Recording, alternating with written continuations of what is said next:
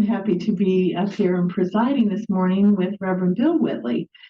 So he is a minister with the Metaphysical Chapel of Life and has been a chapel member since October 25th, 1985. Bill currently serves as president of the board of directors of the Church of Enlightenment and is the lead minister with the Metaphysical Chapel of Life.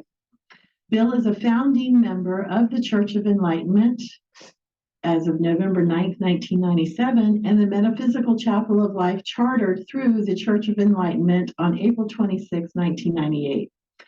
Bill was instrumental in helping to establish both organizations.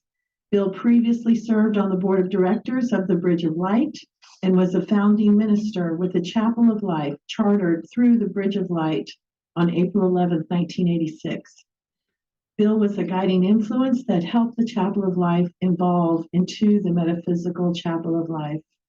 So I have to say that Bill definitely knew his path and chose this path to be here for these many years, constant. Yes. He is the lighthouse of the chapel. He is the rock. So I am happy to introduce and hear the words that Reverend Bill Whitley has to say today. Yay!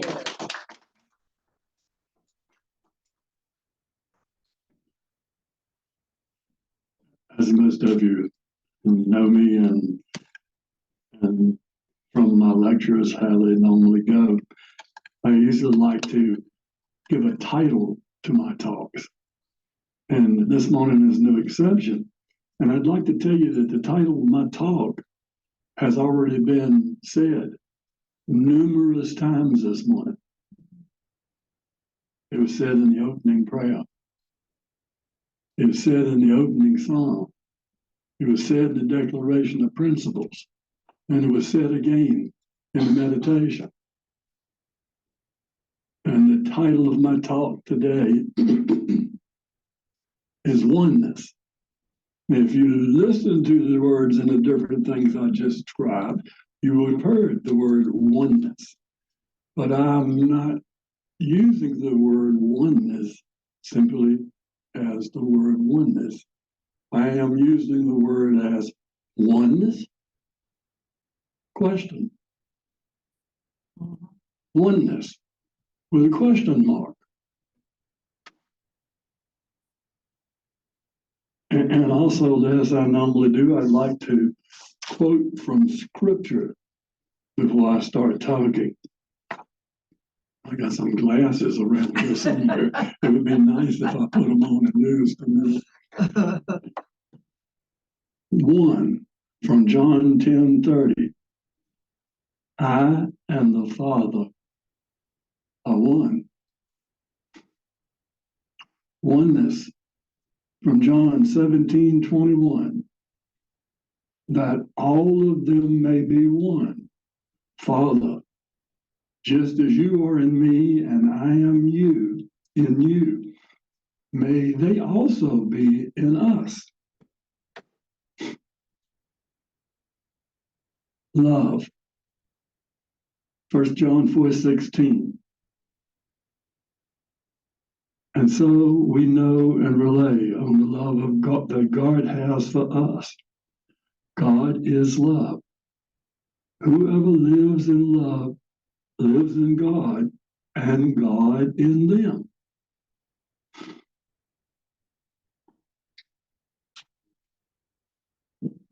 I could say today that I came here to bring you the truth, but I did not.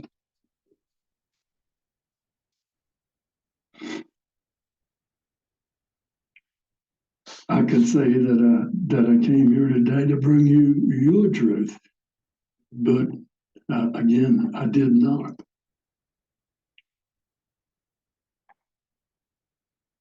I could say that I came here today to bring you my truth,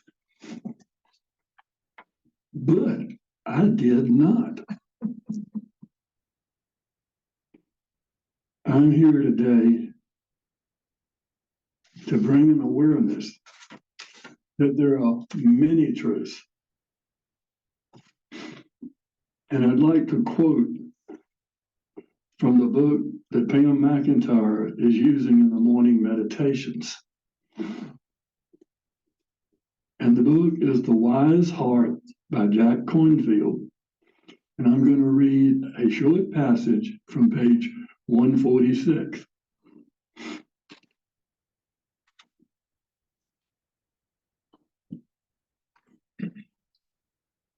Most of our mental suffering comes from how tightly we hold our beliefs. Read that again.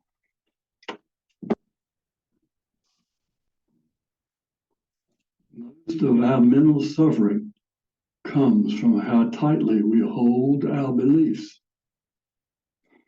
And I'll share a story from this.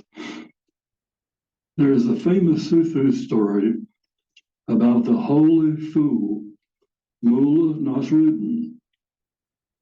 A king, disenchanted with his subjects' dishonesty, decided to force them to tell the truth. When the city gates were opened one morning, gallows had been erected in front of them. A royal guard announced, "Whoever will enter our city must first answer a question that will be put to them by the captain of the guard." Mullah Nasruddin stepped forward first. The captain spoke. "Where are you going? Tell the truth." "The alternative is death by hanging." "I am going," said Nasruddin, "to be hanged on those gallows." "I don't believe you," replied the guard. Nasruddin calmly replied, "Very well then, if I have told a lie, hang me." "But then that would make it the truth," said the confused guard. "Exactly," said Nasruddin, "your truth."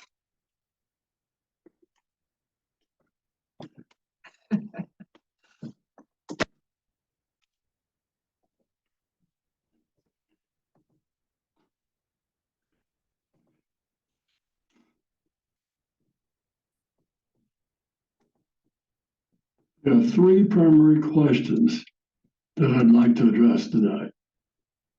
One is, what is oneness? Two, have you ever really experienced oneness? Have you ever really experienced oneness? Is love enough?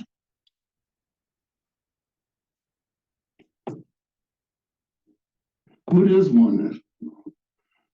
We talk about it, we read books about it, and we sing about it.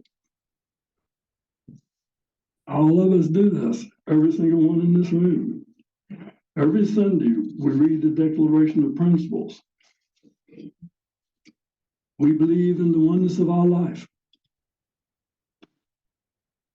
Every first Sunday, we recite the World Healing Meditation. There is total oneness. And in this oneness, we speak the word. And song examples. I am a circle. We are one. Yeah. The oneness space. In the song we sang this morning. Does this mean we are really experiencing oneness? I think not.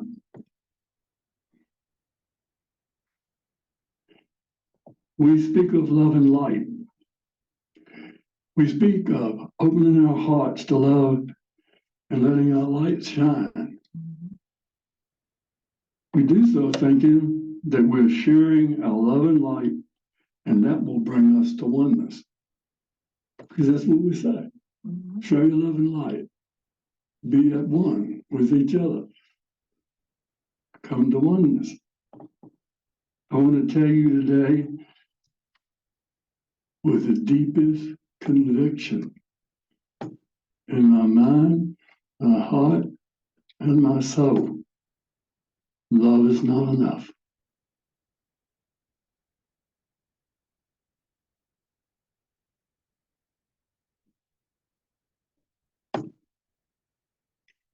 Love is not enough.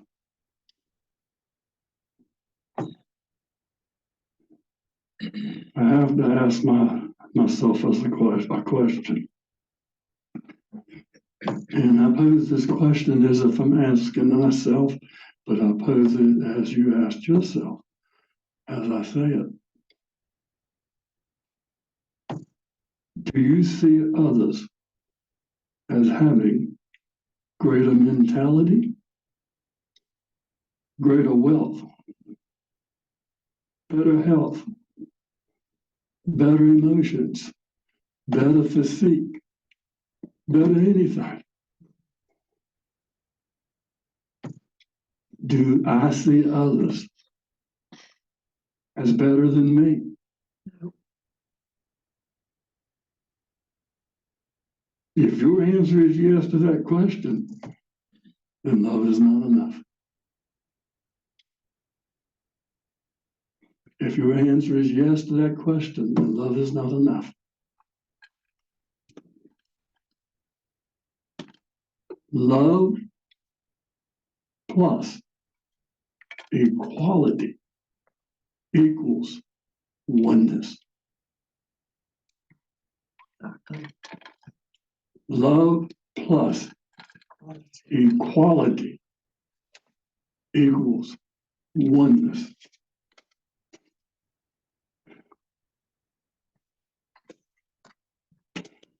And I want to explain a little bit what I mean by that equation. It's an equation, mathematical word. Love plus equality equals oneness. You go to see the doctor, you go to see the lawyer, you have a president, countries have kings, you have preachers, you have ministers, you have pastors, you have deacons, you have bishops, you have cardinals, you have popes, you have lamas. Mm-hmm. How do you see them? Equal. Do you see them as greater than you? No. I'm going to give you an example, or several examples, where you may do that. Do you say whatever you want to your doctor because you see him the same as you? Can you talk to your doctor without fear? Can you talk to your doctor without hesitation? Can you do the same with your lawyer? Yeah. Can you go face to face with the Dalai Lama, knowing that he's your equal, and ask him or say anything you want to him? Can you do the same with a king or a queen? Can you do the same with the Pope? The only difference between them and you is the hat they wear. Exactly. There is none other. I have many personal examples that I've encountered throughout my life of this happening, so I know. In my family, when my mother was sick, we went to the hospital. Everybody's afraid to talk to the doctor. Why? He's the doctor. He knows more than me. No, he only has an education that's different from you, and he wears a different hat. Exactly. He is equal to you. Yeah. And it goes right on up the line. Yeah. I was a superintendent in the Methodist Church, and also a superintendent of the Baptist Church. We had a bishop come from Washington, D.C. down to the Methodist Church when I was on the board. And everybody was afraid to talk to this man because he was going to close the church down and said the building didn't belong to us. I was the only one in the whole organization willing to stand up face to face to this man and tell him, no, you're not. There you go. Yeah. Because to me, he's my equal. Yeah. I have felt this way probably since I was born. I thought everyone felt this way, but that's not true. Everyone doesn't feel that way. I do. And let me tell you what happens when you don't get to the point that you can feel that way. There's a diminishment of self. We lower our self-worth. We don't feel worthy to address everyone is equal to us. But I'll tell you this bottom line. If you cannot perceive the other as equal to you, you cannot be in oneness with them. I don't care how much love you say you give them. Exactly. People love their dogs. People love their cars. People love their jobs. People love baseball. People say they love the king and queen. I say baloney. That's right. If they do not see those people that they perceive to be above them as equal to them, there is no way that I can look into your eyes, connect to you on a soul level, connect to you on a heart level, Exactly. and look at you and say, I love you. Yep. We are one. If I don't think you're my equal, I have to know and I have to understand and I have to feel that you're my equal to really feel the type of love that I'm talking about when I say love in oneness. It is not the normal type of love we're talking about. It is an overwhelming love, an overwhelming feeling. And there's only one way that you can reach it. Only one way. You can feel it. Only one way that you can know it and allow it to happen.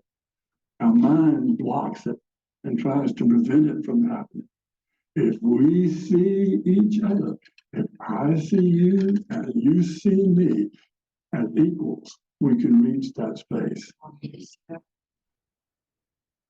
There's another term that we use That's very true. all the time here, or I'll read about and all that, and I've heard it throughout my metaphysical practice. As above, so below. As above, so below. This concept I'm speaking about with respect to oneness is applicable in both directions. I just talked about how do you perceive those you think are above you, or greater than you. They are not. The same goes for the people that you see as being less than you, below you. Do you see others as having less mentality, less wealth, less wellness, less emotional stability, less physically fit? Do I see others as less than me? If your answer is yes to that question, then love is not enough. Love plus equality equals oneness.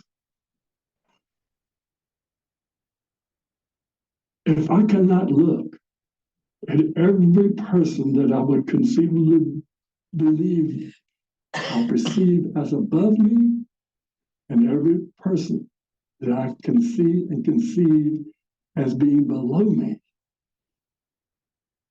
as equal, then I cannot experience oneness.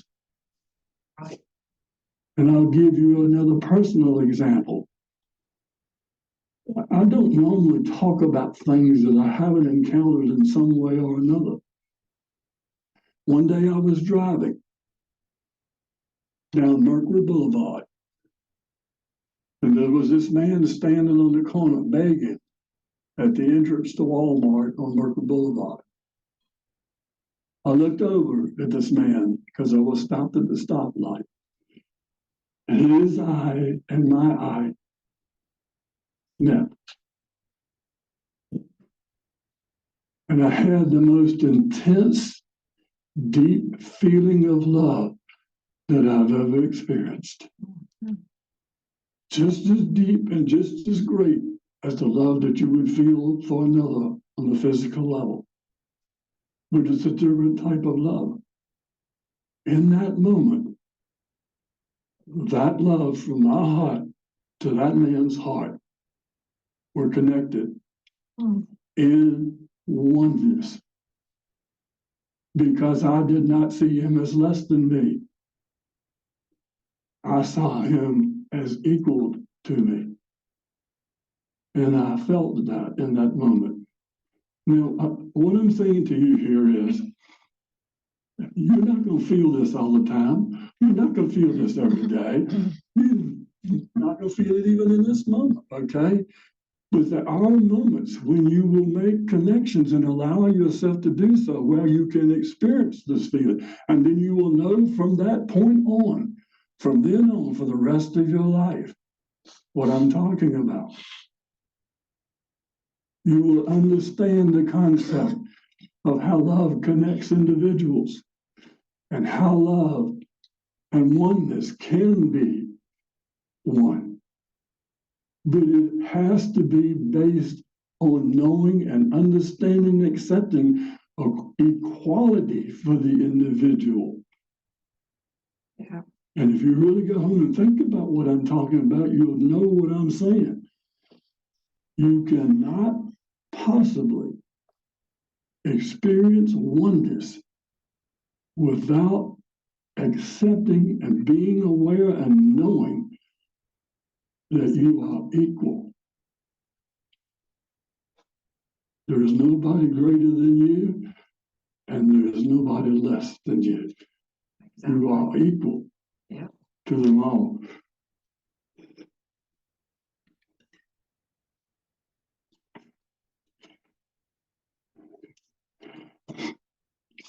And I can look at another and see them as no greater than me. When I can look at another and see them as no less than me. When I can look at another and see them as equal to me. I am close to understanding and knowing my oneness with God and all of God's creation. I'm going to give you a simple example. And you can put the components together in your mind however you desire. An orchestra. Excuse me. An orchestra has many different components. There are multiple instruments in the orchestra and a conductor. Each of the instruments in the orchestra has a different sound, a different tone, and a different quality. Yeah. Each one is separate and different in the tone, the quality, and the sound that they produce. But when the conductor raises his baton and brings them all together so that they're playing in unison under his conducting, they're equal. And they're at one. And then they blend beautifully together to produce beautiful music because of their oneness, because they are equal.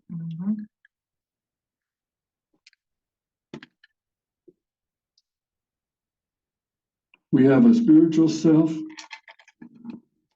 and a physical self. Must also blend as one.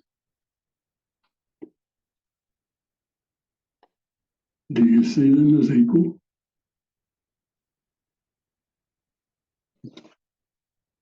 Think of what I said. Do you see your physical self and your spiritual self as equal? Most people try to subjugate the physical and say, this is the greater than me. This physical, our spiritual self is greater than my physical self. No, I'm saying they're not. It's got to be equal. I'm saying they're equal. And you won't experience oneness within self until you realize and understand that the physical and the spiritual are equal. They are one. They're not separate. They are the same. There's no separation.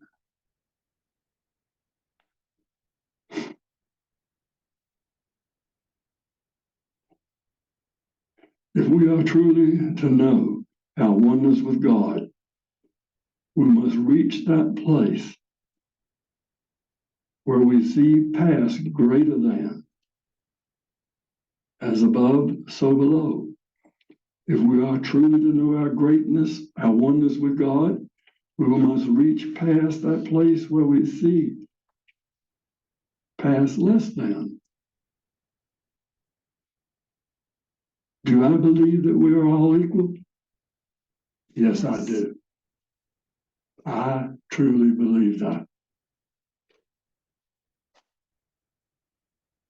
Do I believe love is enough? No, No. I do not believe love is enough.